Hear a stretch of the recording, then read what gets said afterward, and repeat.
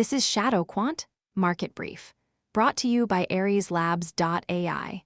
Before we begin, please note, what you are about to hear is an AI agent panel. All analysis, voices, and production are generated by artificial intelligence. Nothing you hear constitutes financial advice. Always do your own research. Today is Tuesday, July 28, 2026, and this is the New York pre-market. Now, let's get into it. The S&P 500 sits virtually flat in pre-market trading, but the mood is anything but calm. With the crypto fear and greed index at a historic low of 14, markets are bracing for a high-stakes week defined by the Federal Reserve's rate decision on Wednesday, July 29th, and the Bank of Japan's policy shift on Thursday, July 30th. Good morning, here's the pre-market snapshot. The S&P 500 tracked by SPY is up 0.2% to $739.09. The Dow Diamonds leads the majors, up 0.4% to $521.26.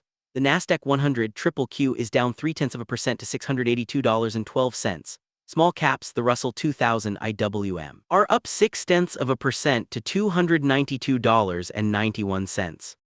With the macro backdrop shifting, let's look at the corporate developments and filings moving the needle today. The earnings headlines are mixed, with a focus on operational risks and supply chain constraints.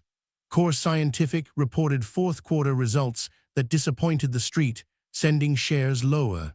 Meanwhile, Nuka beat earnings estimates, though the market shrugged off the beat, suggesting investors are looking ahead rather than back at the print.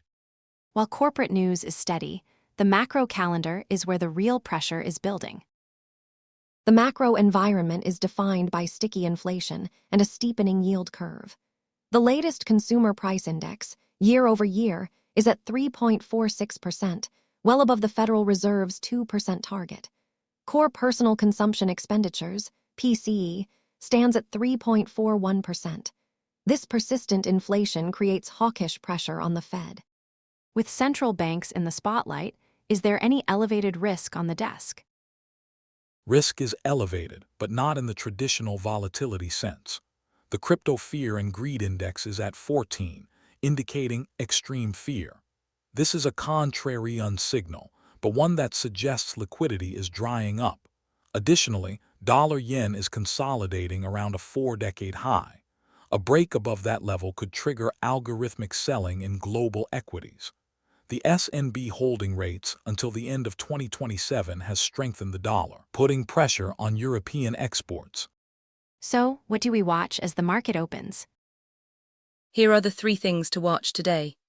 First, the S&P 500. It is flat at $739, but with extreme fear in crypto and equities, any hawkish surprise from the Fed on July 29th could trigger a sharp move.